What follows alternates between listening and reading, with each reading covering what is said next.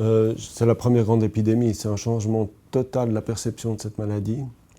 C'était un virus presque anecdotique pour les spécialistes, puisqu'il était limité à des épidémies courtes dans le temps, géographiquement toujours situées plus ou moins dans les mêmes régions. Mais même s'il est anecdotique, on avait beaucoup de respect parce qu'on sait que c'est un gros tueur. Il se trouve que maintenant, la chose tout à fait exceptionnelle qui se passe, c'est que le virus s'est déplacé dans une région où il ne circulait pas, où il n'était pas connu, où il n'avait jamais été identifié et causé d'épidémie. Et il s'est distribué sur 3-4 pays. Et ça dure depuis des mois. Ça dure depuis... le premier cas a été identifié en décembre 2013. On est bientôt en décembre 2014. Ça fait plus d'une année, avec un nombre de cas qui est en constante augmentation. Ce n'est pas une explosion dramatique du nombre de cas, mais c'est un virus qui est extrêmement inquiétant en termes de sa capacité à influencer la communauté au sens large. Vous dites que c'est un virus tueur, c'est un virus très contagieux ou au contraire, à l'inverse d'autres virus comme la grippe, sa contagion est relativement modérée? Il est très contagieux si on fait ce qu'on ne doit pas faire. Il n'est pas aussi facilement contagieux que la grippe parce qu'il ne se transmet pas par voie aérienne, du moins il se transmet de manière inefficace par voie aérienne. Il est évident que si vous êtes tout près d'un patient qui a l'Ebola, qui tousse et qui crache et qui enverrait des postillons ou des petites gouttelettes sur votre face qui tomberaient sur les yeux ou bien dans la bouche, oui, vous pouvez avoir une contagion par voie aérienne. Mais ce n'est pas la même chose que le virus de la grippe que vous pouvez attraper dans la rue, que vous pouvez attraper, disons, dans le bus plutôt, ou bien dans un endroit fermé.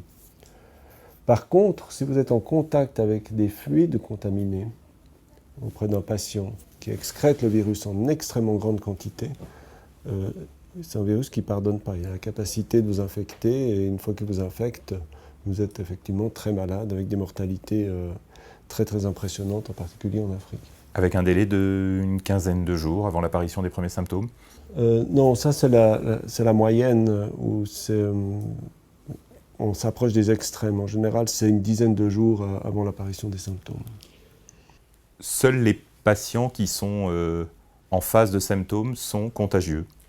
Par bonheur, il faut avoir des symptômes pour être contagieux. On est contagieux en excrétant le virus, on l'excrète dans la salive, on l'excrète dans les selles, on l'excrète en cas de vomissure. Le sang est également extrêmement contagieux, mais vous comprenez que si vous avez même un virus extrêmement présent en très grande quantité dans le sang, c'est absolument pas dangereux. Sauf si vous êtes exposé au sang. Et ça demande des situations particulières que rencontrent les infirmières, les médecins, les aides-soignants, etc. dans un milieu hospitalier. Donc oui, le sang étant dangereux, mais il est dangereux pour une partie particulière de la population. Dans la communauté ou dans les familles qui sont affectées en Afrique, il s'agit en général, et même chez les soignants, il s'agit en général de transmission via des diarrhées qui sont monstrueuses parfois, qui sont énormes, des litres de diarrhée par jour qui contaminent l'environnement assez facilement. Les vomissures également sont une cause de contamination.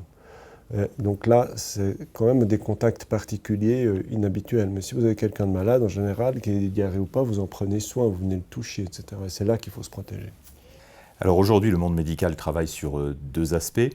Le traitement ou les traitements actuels, mais aussi à venir, puisque des tests sont menés en ce sens, mais aussi la réflexion ou les pistes de travail en direction d'un vaccin pour une protection des différentes populations, notamment les plus exposées. Vous-même, les HUG, vous êtes confrontés sur ces deux objets. Ce sont deux travaux parallèles qui sont menés.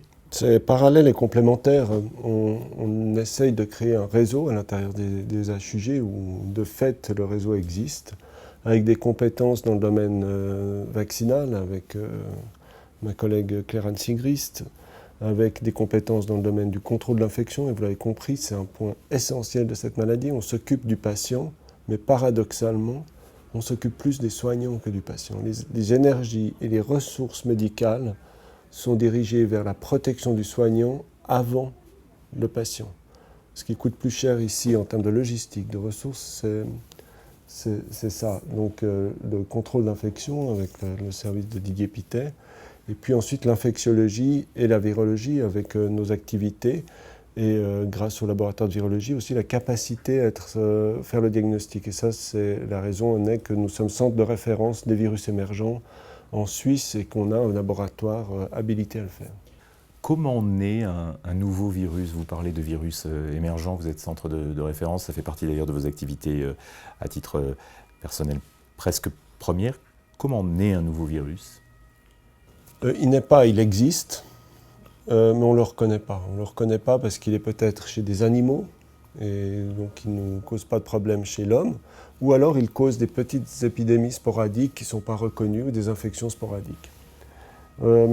Il s'établit chez l'homme de manière significative lorsque les opportunités de transmission existent. Vous pouvez avoir un virus extrêmement dangereux comme celui de l'Ebola, et au fond, jusqu'à présent, les opportunités de transmission étaient faibles. Ce virus se transmettait peu ou pas. Il n'avait pas trouvé un lit pour se répandre.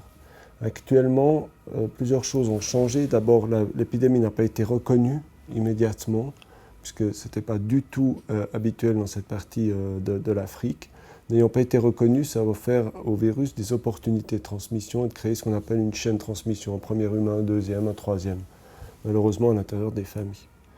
Ensuite, paradoxalement, pour être plus dangereux, le virus Ebola, il devrait être moins dangereux. Je m'explique. Il devrait tuer moins les gens pour être excrété plus longtemps ou pouvoir créer des symptômes plus longs. Créant des symptômes plus longs, étant excrété plus longtemps, il s'offre plus d'opportunités de transmission, donc il va pouvoir se répandre plus facilement. Et même si c'est au prix de diminuer la mortalité, parce qu'il deviendrait moins dangereux par exemple, on joue avec les chiffres ici. Vous avez plus de gens malades, une mortalité moindre, mais au final peut-être plus de décès et plus d'impact dans la communauté.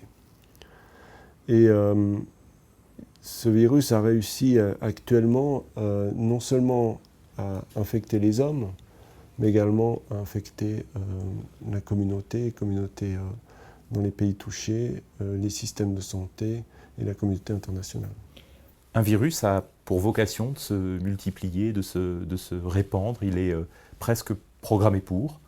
Oui, c'est sa seule raison d'exister, c'est-à-dire qu'on ne le reconnaîtrait pas s'il ne le faisait pas. Il n'a pas de cerveau. Il n'est pas capable de s'adapter facilement que s'il trouve la capacité à se multiplier. Et il a besoin d'une cellule humaine. Sans une cellule, on parle de virus humain, donc on ne parle pas de cellule animale, sans une cellule humaine, un virus n'existe pas. Ce n'est pas comme une bactérie qui peut exister dans l'eau, qui peut exister, vous mettez un peu de sang ici, ou bien de sucre dans une sorte de gélose. La bactérie, elle peut se multiplier. Le virus a, lui, vraiment besoin d'une cellule. Sur le vaccin ou l'essai clinique sur le vaccin, comment vous-même, mais aussi votre service, vous êtes impliqué dans cette recherche qui semble être plutôt prometteuse, mais encore aujourd'hui de manière très prématurée, difficile d'imaginer donner des éléments de réponse? Oui, il est trop tôt pour se rendre compte de l'efficacité de ce vaccin et de son intérêt en termes d'outils de prévention de santé publique. Le rôle du laboratoire de virologie ici est de surveiller la multiplication du virus vaccinal qui est utilisé... qui n'est pas le virus Ebola. Et qui n'est pas le virus Ebola. C'est un virus, une sorte de leurre, si vous voulez, pour le système immunitaire, un virus inoffensif, qui est un virus du monde animal, qui porte à sa surface une protéine du virus Ebola, et la réponse immune induite se dirige contre cette protéine, ou on appelle ça une glycoprotéine dans notre jargon médical. Par contre, il faut aussi surveiller le vecteur, le vaisseau qui porte à sa surface cette cible pour la réponse immune. C'est là le travail du laboratoire de virologie. Les HUG sont aussi concernés par la prise en charge de patients, notamment avec ce médecin cubain que vous avez accueilli dans le cadre d'un partenariat élargi, qui transite notamment par l'OMS. En quoi la présence de ce patient et notamment de ces analyses peuvent nourrir les réflexions que vous menez sur le vaccin? C'est utile d'avoir, entre guillemets, un patient atteint d'Ebola à domicile? c'est pas utile pour le patient, c'est utile si on le sauve. J'espère que ce sera le cas. Ensuite, on fait notre boulot de médecin. Donc, faisant notre boulot de médecin, vous comprenez bien qu'en choisissant une spécialité, on se sent concerné par les caractéristiques assez exceptionnelles de notre spécialité. En commençant en virologie clinique, je n'aurais jamais pensé dans ma vie pouvoir voir un patient Ebola. Vous avez une année, vous seriez venu dans notre communauté scientifique ou de spécialistes et dire « Ok, vous allez voir d'ici une année une monstre épidémie en Afrique avec 20 000 personnes infectées, plus un patient hospitalisé aux HUG », je vous aurais probablement ri au nez. On est vraiment dans un domaine où la prédiction est extrêmement difficile et l'incertitude est constante. On se trompe systématiquement, moi le premier. Par contre, il est évident qu'en ayant en charge un patient atteint d'Ebola, on apprend notre métier, on est passionné par ce qu'on fait et d'autant plus si on arrive à avoir des interventions spécifiques qui permettent de guérir cette personne. Par rapport au vaccin, on a aussi un bénéfice potentiel, mais ça va dépendre du Dr Bez s'il accepte par exemple au décours de son infection dans l'hypothèse d'une guérison, et aujourd'hui je me permets de faire cette hypothèse puisqu'elle paraît assez claire que ce médecin est guéri du virus, d'infection au virus Ebola, on va pouvoir peut-être utiliser son sang pour soit faire des tests nous-mêmes qui vont nous aider à mieux préciser le rôle du vaccin, ou utiliser éventuellement même son sang pour traiter ou prévenir une infection chez certaines personnes exposées. Dernier aspect, puisque nous arrivons au terme de cet entretien, le calendrier à venir. J'imagine que c'est quasi impossible pour vous de donner ou de nous informer sur des temps de passage à venir. J'arrête de faire des prédictions dans ce domaine. Vous savez, le virus Ebola a une chose assez extraordinaire, c'est qu'en général, on voit un virus comme un truc qui va s'accrocher sur une cellule avec sa glycoprotéine. Mais là, on se rend compte que ça ne fait pas seulement s'accrocher sur une cellule, elle s'accroche dans la communauté, elle s'accroche dans le monde journalistique, elle a un impact international. Il y a les ONG, les organisations internationales à Genève également, qui nous ont accrochés également. Il y a les répercussions dramatiques sur les systèmes de santé en Afrique, les pays touchés. C'est une catastrophe.